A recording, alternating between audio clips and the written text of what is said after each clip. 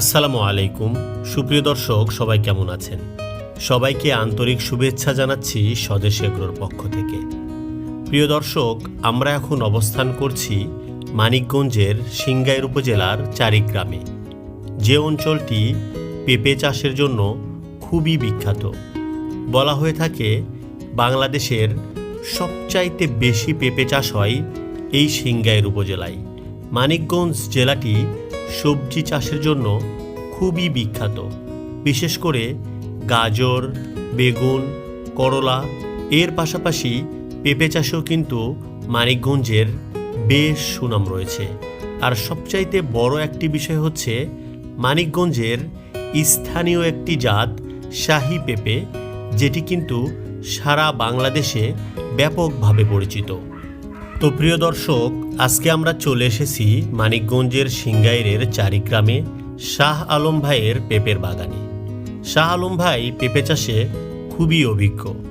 আপনারা যারা পেঁপে চাষ করতে চান তাদের জন্য আজকের ভিডিওটি খুবই গুরুত্বপূর্ণ, কারণ আজকের ভিডিওতে আমরা পেঁপে চাষ, পেঁপের সঠিক জাত নির্বাচন, কিভাবে জমি প্রস্তুত করতে হয় এবং এর পরিচর্যা, পাশাপাশি বাজারজাতকরণ নিয়ে আমরা কথা বলেছি।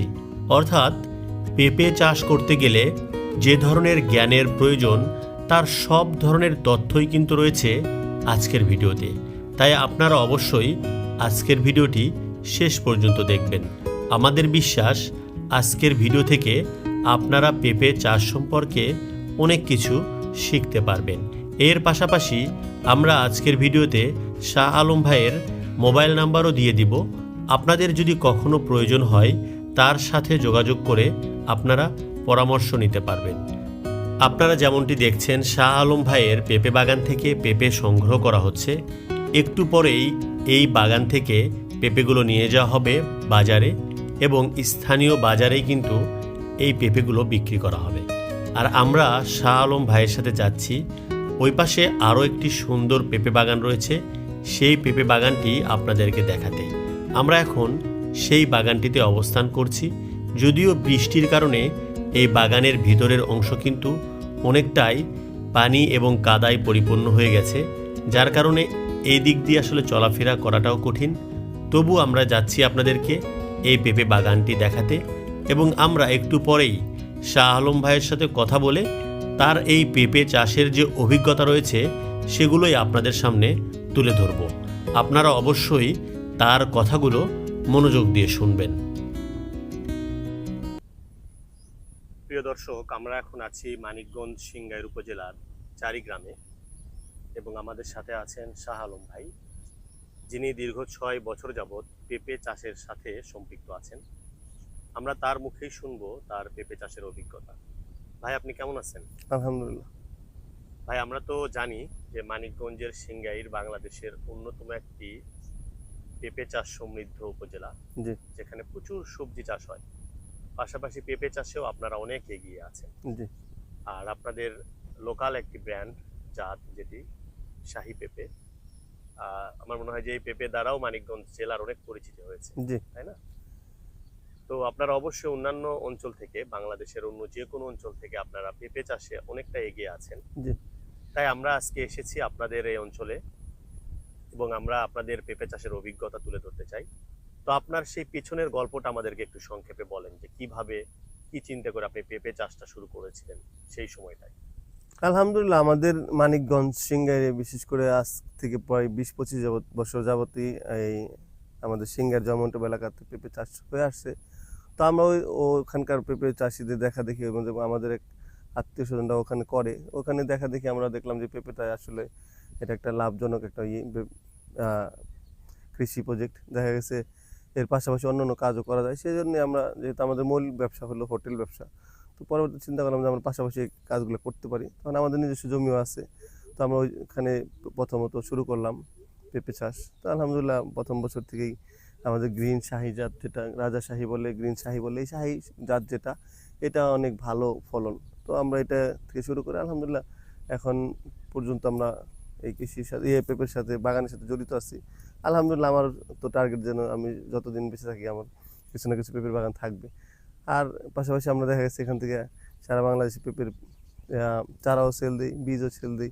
পাশাপাশি আলহামদুলিল্লাহ সারা বাংলাদেশে পেঁপের মানে সঠিক জাত যেটা, এটা একটা সমস্যা ছিল সারা বাংলাদেশে। এই শাহিটা সারা বাংলাদেশে ছড়ানোর দরুন দেখা গেছে কৃষকদের অনেক লাভবান হয়েছে, কারণ কৃষকরা আগে অন্য অন্য যে জাতগুলো করতো বিদেশি, ওগুলো অনেক ক্ষতিগ্রস্ত হয়েছে আর কি। আচ্ছা, আপনি জাতের কথা যেহেতু বললেন, আমরা শুরুতেই এই বিষয়টা নিয়ে একটু আলোচনা করি। বাংলাদেশে তো এখন অনেক ধরনের পেঁপের জাত রয়েছে, তাই না? জি। তো মানিকগঞ্জের শাহী পেঁপের মধ্যেও কি এরকম কোনো ভ্যারাইটি আছে, নাকি হচ্ছে শুধু একটা জাতি? না না, শাহি একটাই এখানে। হ্যাঁ। হ্যাঁ, পেঁপের কোয়ালিটি তিন ধরনের হয়, একটু গোল টাইপের, একটু লম্বা টাইপের, একটু হুম, মিডিয়াম টাইপের, এরকম হয়, কিন্তু জাত এক। জাত একই না? জি। আমরা এই ক্ষেতে যে ধরনের পেঁপে দেখছিলাম, এইটা কোন জাত? এটা শাহীর শাহি মধ্যে জাত। শাহী জাত, এটা বাট এটা এটা একদম। কি গোল নাকি না লম্বা? না, এটা মিডিয়াম সাইজ দেখতেছেন না, এটা হুম, মিডিয়াম সাইজ। এইগুলো প্রত্যেকটা পেঁপে গাছেরই মিডিয়াম। আর কিছু আছে ওই যে ভিতরে দেখা যাচ্ছে লম্বা সাইজ টাইপের, ঠিক আছে। হুম, আর বাকিগুলো মিডিয়াম এই সাইজ, এইগুলো অনেক ভালো কোয়ালিটির। ভালো কোয়ালিটি। জি। আচ্ছা, তো শাহী এই জাতটা অন্য যে কোনো জাত থেকে কেন আলাদা, বা এটার বৈশিষ্ট্যগুলো কি কি? হ্যাঁ, এটার কয়েকটা কারণ আছে। এক নম্বর কারণ হলো এটা কালার। আর দ্বিতীয়ত এটার ফলন দ্রুত আসে। আর হলো আপনার এই আবহাওয়াতে, বাংলাদেশের আবহাওয়াতে এটা খুবই মানানসই। এটার মধ্যে আপনার ভাইরাস খুবই কম, মানে রোগ খুবই কম, রোগ প্রতিরোধ ক্ষমতা খুবই বেশি এই গাছের মধ্যে। আচ্ছা, আমরা যদিও জাত নিয়ে আগে কথা বললাম, তো আমার মনে হয় যে কোনো কৃষি প্রজেক্ট করার আগেই আমাদের সবচাইতে প্রথম যে বিষয়টার দিকে লক্ষ্য দিতে হয়, সেটা হচ্ছে জমি নির্ধারণ, জি। বা কোন ধরনের জমিতে আমরা পেঁপে চাষ করব, এটা একটা বিষয় থাকে, তাই না? হ্যাঁ, সেক্ষেত্রে আপনার হলো যেখানে পানি নিষ্কাশন ব্যবস্থা খুবই ভালো থাকতে হবে, পানি যেন দ্রুতই বৃষ্টি পানি নেমে যেতে পারে। হুম, হুম। কমসে কম জমির 2-3 দিক থেকে পানি নেমে যেতে পারে, একটু যেন ভালো হইলে ভালো। আর বেলে দোআঁশ মাটির মধ্যে পেঁপেটা খুব ভালো হয়। আচ্ছা, শুরুতে আপনারা যখন পেঁপের চারা রোপণ করেন নর্মালি, এটা কোন সময় আপনারা রোপণ করেন বছরে? এটা আমরা চারা করে আপনার কার্তিকের প্রথম দিকে লাগাই, এটা আগাম। ওই সময় লাগাইলে আপনি ধরেন এখন ভরপুর ফলন। এই যে এই জমিগুলো মনে করেন যে কার্তিকে লাগানো, তো দেখা গেছে এখন কার্তিকে লাগাইলে মোটামুটি 6 মাস এর মধ্যে পেঁপে চলে আসে। হ্যাঁ, অনেকে বলতে পারে যে শীতের আগে না, শীতের আগে সমস্যা নেই। শীতের আগে লাগাইলে শীতের মধ্যে গাছটা আস্তে আস্তে বড় হতে থাকে। তো ফাল্গুন থেকে দ্রুতই গাছ বড় হয়ে ফুল ফল আসে। এটা মনে হয় ফাল্গুন চৈত্র বৈশাখ মাসের মধ্যে, বৈশাখের বিক্রি করা শুরু হয়ে যায়। তো দেখা গেছে টানা আবার সামনে কার্তিক পর্যন্ত টানা পেঁপে বিক্রি করতে থাকে। কেউ আবার এই বাগান রাখতেও পারে, আবার কেউ ভেঙেও ফেলতে পারে। দুই ধরনের আছে। কেউ দেখা গেছে এই পেঁপে বাগান ভেঙে ওনারা আবার গাজর এবং পেঁপে চারা নতুন করে লাগায়, আর কেউ কেউ বাগান রাইখে দেয়। এই দুইভাবেই করে আর কি। আপনারা যখন চারা রোপণ করেন, তার পূর্ব মুহূর্তে আপনারা এই জমিটা কিভাবে প্রস্তুত করেন, কি ধরনের সার বা কি দিতে হয়? এখানে দুইটা বিষয় আছে। একটা হলো আপনি শুধু পেঁপে করবেন নাকি পেঁপের সাথে সাথী ফসল দিবেন। সাথী ফসল যেটা, এটা 2-3 মাসের মধ্যে উঠাইতে হবে। যেমন আপনার ধনিয়া পাতা হতে পারে, গাজর হতে পারে, আলু হতে পারে। এই ধরনের যেগুলো আছে মানে লাল শাক হতে পারে, যেগুলো দ্রুত মানে সময় চলে শাক আসে, জাতীয় যেগুলো? যেগুলো, হ্যাঁ। আর গাজর টাইপের হইলে, আলু টাইপের হইলে সমস্যা নেই, এটার মধ্যে ভালো হয় পেঁপে। হুম। পেঁয়াজ আছে, এগুলোর মধ্যে ভালো হয়। পেঁয়াজ, গাজর, আলু এইসব সবজির মধ্যে। আর হলে বিশেষ করে ধনিয়া পাতা এবং লাল শাক জাতীয় যা আছে, এগুলো দিয়ে আপনি এই প্রথম একবারে জমি প্রস্তুত করে পরবর্তী আপনি এই ফসলগুলো দিবেন, সাথী ফসলগুলো পরে চারা লাগাই দেবেন, হয়ে যাবে ইনশাল্লাহ। হুম, কিন্তু এই যে আমরা তো একটা ক্ষেতে দেখছিলাম যে বেগুন রোপণ না, করেছে। এটা একটা ভুল সিদ্ধান্ত ছিল না। আচ্ছা, এই জন্য বেগুন তো জাতীয় ওনার গাছগুলো মরিচ, আমরা দেখলাম যে আশানুরূপ হয় নাই। না না, এটা ওনারা মানা করছিলাম, আমাদের এখানে বড় ভাই বলছিলাম যে এগুলো না করা। আসলে মরিচ, বেগুন যেটা লং টাইম থাকে, এগুলো না দেওয়া হয়। এগুলো দিলে পেঁপের জমিটা ভালো হবে না। আচ্ছা, রোপণ করার পরবর্তীতে আপনার এখানে কি ধরনের পরিচর্যা লাগে, বা কতদিন সময় লাগে ফলন পাইতে এটা মোটামুটি? আপনার রোপণের পরে যদি আপনি সাথী ফসল দেন, তাহলে তো আপনি দেখা গেছে পরিচর্যা করতে পারেন। যে আপনার সার দিয়ে ওই সাথী ফসলগুলো লাগাইছেন, তখন আপনি 2-3 মাস এটা তেমন একটা কিছু করতে হবে না। ওই 2-3 মাস পরে থেকে আপনি যখন কিনা অন্য সাথী ফসল করতে তুলে ফেলবেন, তখন আপনি সার দিবেন এবং কি স্প্রে করবেন। আর শীতের সময় যখন কিনা দেখা গেছে মাটি একটু হয়ে যায়, পানির চাহিদা হয়, তখন একটু সেচ দিতে হবে। দেখা গেছে হুম, হুম। পৌষ মাঘ ফাল্গুনের 2-3টা সেচ দিলেই হয়ে যাবে ইনশাল্লাহ। আর মাঝামাঝি আপনি সার দিতে হবে প্রতি মাসে, অথবা 20 থেকে 25 দিনের ভিতরে কিছু কিছু সার প্রয়োগ করতে হবে।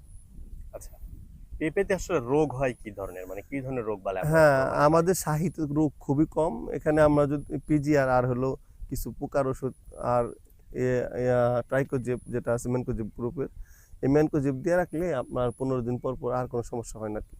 হুম, হুম। আচ্ছা, তাহলে আমরা কতদিন পরে ফলন পাবো রোপণের পরে? হ্যাঁ, যেহেতু আমরা শীতের আগে লাগাই, শীতের সময় একটু গাছ আস্তে আস্তে বড় হয়, সেক্ষেত্রে আমরা 6 থেকে 7 মাস পরে ফলন বিক্রি করতে পারি। আচ্ছা। আর আরো একটা বিষয় আছে, সেটা হচ্ছে যে আমরা যখন চারা রোপণ করব সেই মুহূর্তে একটা চারা থেকে আরো একটি চারার দূরত্ব কেমন রাখা হ্যাঁ, প্রয়োজন? এটা আপনার সর্বনিম্ন 4 হাত, মানে 6 ফিট। হুম। আপনি আর আধা ফিট বাড়াইতে পারেন, অথবা এর মধ্যে রাখতে পারেন, এর কম যেন না হয়। হুম হুম। এক পাখি জমিতে বা 1 বিঘা জমিতে কি পরিমাণ চারা লাগে নরমাল? হ্যাঁ, 1 বিঘা জমিতে আমরা 6 ফিট করে দিলে মোটামুটি 350 মতো চারা লাগে। আচ্ছা, বুঝতে পেরেছি। আর আমি এর আগেও বেশ কিছু পেঁপে খেতে গিয়েছি, আমি সেগুলোতে দেখেছি যে অনেকেই খুঁটি ব্যবহার করে, বাট এই ক্ষেতটাতে যথেষ্ট পেঁপে আছে, বাট কোনো আপনার হচ্ছে খুঁটি দেখলাম না। এটার না, আসলে কারণ কি? এটা হলো আমাদের এখানে দেখছেন মাটি অনেক বেশি তোলা। হুম হুম আর হলো এই পেঁপেগুলো আমরা কাঁচা পেঁপেগুলো 15 থেকে 16-17 দিনের মধ্যে বিক্রি করে ফেলাই। হুম হুম। এই জন্য আপনার খুঁটির প্রয়োজন হয় না। যেগুলো আপনার অনেক বেশি পেঁপে জমায় রাখে, পাকানোর চেষ্টা করে, তাদের খুঁটি লাগবে। ও, বুঝতে পেরেছি। পেঁপে তো আমরা দুই ভাবে খেতে পারি, একটা হচ্ছে সবজি হিসেবে, পাশাপাশি হচ্ছে পাকা পেঁপে আমরা ফল হিসাবে খাই। এবং পেঁপে খুবই পছন্দের একটা ফল অনেকেরই, আমারও খুবই পছন্দ। বাট সমস্যা যেটা হচ্ছে, এই পাকা পেঁপে পাওয়াটা একটা দুষ্কর বিষয়, সহজে আমাদের মেলে না। হ্যাঁ, জি। তো এমন কোনো জাত কি আছে যেটি আসলে আহ পেকে খাওয়ার মতো, বা আপনাদের শাহী যে পেঁপে, এই পেঁপে কি পাকার পরে খাওয়া যায় কিনা বা না, এটা কেমন? আপনার আমাদের এই সিঙ্গার অঞ্চলে কিছু কৃষক আছে, তারা পাকায়। হুম তো পাকাইলে এটা পাকাতেও কিছু পেঁপে অধিকাংশ মিষ্টি, কিন্তু হ্যাঁ, শতকরা আপনার 90% ভালো হইব, পাকা মিষ্টি হইব, কিন্তু 10% গাছের পেঁপে মিষ্টি হইব না। হুম হুম। ঠিক আছে, এটা আমরা বাছাই করি না, এই কারণে দেখা গেছে এরকম ভাবেই চলে আসছে। তো অনেক কৃষক আছে তারা পাকায়, ওরা পাকাইলেও দেখা যাচ্ছে ভালো দাম পাওয়া যায়। হ্যাঁ, পাকা ক্ষেত্রে একটু ওই যে বললাম না, খুঁটি দিতে হয়, একটু পরিচর্যাটা আলাদা করতে হয়। হুম। তাহলে দেখা গেছে আপনি প্রতি কেজি পেঁপে মনে করেন 60 টাকা, 40 টাকা, 50 টাকা এরকম কেজি পাইকারি বিক্রি করতে পারে। হুম হুম। ওটা দাম ভালো পাওয়া যায়, কিন্তু এটা হলো পাকাটা শুরু হইব আরও মোটামুটি 1-1.5 মাস পরে থেকে, ভাদ্র মাস থেকে একেবারে টানা মনে করেন পৌষ মাস পর্যন্ত, ফাল্গুন পর্যন্ত পাওয়া যাবে পাকা সেটাই শাহী পেঁপেটাই। শাহী পাওয়া। আমাদের অঞ্চলে শাহী পাওয়া যায় বেশি। আর ইয়ে টপ লিডি যেটা করে বাংলাদেশের অন্যান্য অঞ্চলে, হুম। সেটা আলাদা একটাই, ওইটা ওই ওই সময় শুরু হইব আর কি বিক্রি। আচ্ছা, বাট আপনারা কি সবজি হিসেবে বিক্রি করেন নাকি হচ্ছে পাকাও বিক্রি করেন, না, দুই আমরা ভাবে? পাকা করি না, কারণ পাকা করতে গেলে একটা ঝামেলা আছে। হুম হুম সেটা পরিচর্যাটা আলাদা, আবার ওইগুলো মনে করেন যে ওই প্রতিদিন চেক করতে হয়, যখন পাকা শুরু হয় হুম হুম। ওটা আলাদা আলাদা করে প্যাকেটিং করতে হয়, আলাদাভাবে বাজারজাত করতে হয়। সেখানে আমরা শুধু কাঁচাই বিক্রি করি। কাঁচা বিক্রির মধ্যে আবার একটা লাভ আছে কি, 15 দিন পর পর পেঁপে বিক্রি করা যায়। আর আচ্ছা। পাকাইতে গেলে আপনার তো মনে করেন একসাথে মনে করেন যে পেঁপে জমবে, দেখা গেছে বাড়তে হবে, মানে হবে, পোক্ত হবে, তারপর দেখা গেছে এটা পাকবে, তারপর বিক্রি শুরু হবে। আমরা উৎপাদন পর্যন্ত মোটামুটি কথা বললাম, এখন বাজারজাত একটা বড় একটা বিষয়, তাই না? জি, জি। এইটাতে আপনাদের অভিজ্ঞতা কিভাবে কিভাবে করলে কৃষকরা একটু বেশি লাভবান হতে পারে? হ্যাঁ, এটা আমরা যেহেতু সারা বাংলাদেশে চারা বিক্রি করি, সারা আমরা পৌঁছায় দিই, আমাদের একটা অভিজ্ঞতা আছে। হ্যাঁ, আমরা বলি যে আপনাদের লোকাল বাজারে পেঁপে কি পরিমাণ চাহিদা, ওই পরিমাণ উৎপাদন করবেন, তাইলে দেখা গেছে আপনার ভালো লাভবান হতে পারে। আর আমাদের সিঙ্গারি চাইতে সারা বাংলাদেশে অন্যান্য জেলার মধ্যে পেঁপের দাম বেশি। হুম হুম। শুধু চুয়াডাঙ্গা আর সিঙ্গার, মানিকগঞ্জ এই অঞ্চল যেখানে ও বেশি উৎপাদন, বাকি অঞ্চলগুলো পেঁপের দাম কিন্তু অনেক বেশি। এখানে যদি আমাদের এখানে 15 টাকা পাইকারি থাকে, এটা দেখা গেছে আপনার অন্য জেলায় যায় 40 টাকা খুচরা খাইতে হইব, কিনতে হইব। আমাদের এখানে যদি 10 টাকা পাইকারি থাকে, এটা অন্য জেলায় যায় 30 টাকা খুচরা খাইতে হইব, এইভাবে আর কি।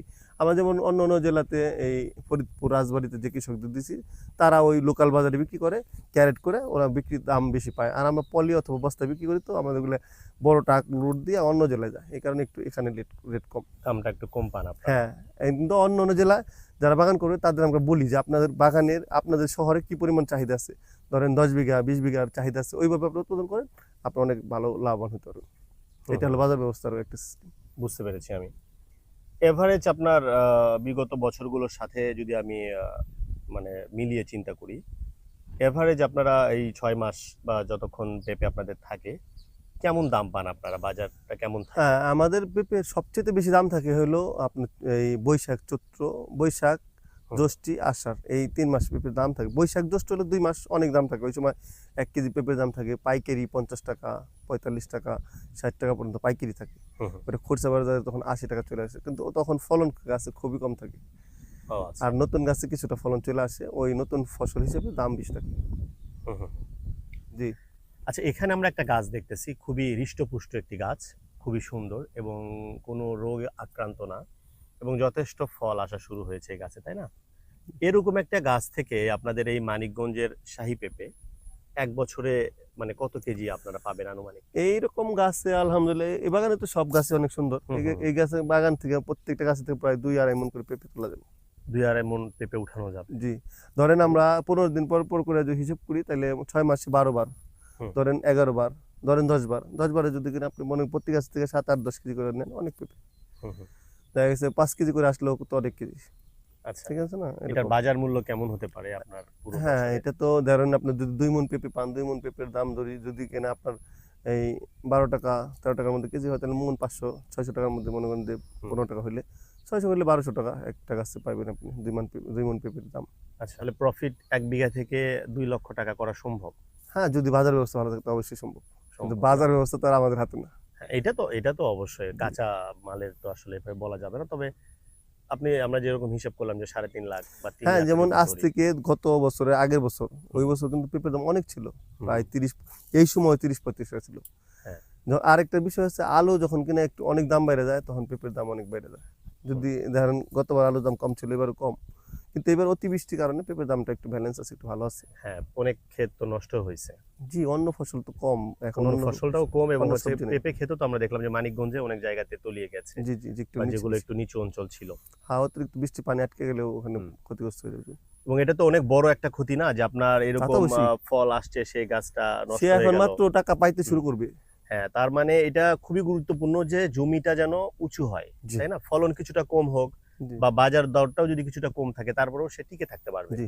বাট এরকম একটা জমি এই জমিটা যদি এখন পানিতে তলিয়ে যায় বা পেঁপে গাছগুলো মারা যায় তাহলে তো তার অনেক মানে টাকা লস। একেবারেই জি, সবই যাবে আর কি। জি, জি। এখানে কিন্তু অনেক নতুন উদ্যোক্তারা ক্ষতিগ্রস্ত হইতেছে। বিশেষ করে আপনি YouTube এবং Facebook এ তারা বিভিন্ন চ্যানেলগুলোতে দেইখা তারা কৃষক হইতে চাইতেছে। সেক্ষেত্রে যেন আমি তাদের পরামর্শ দেব তারা হ্যাঁ, ১ম থেকে একটু অল্প থেকে শুরু করে।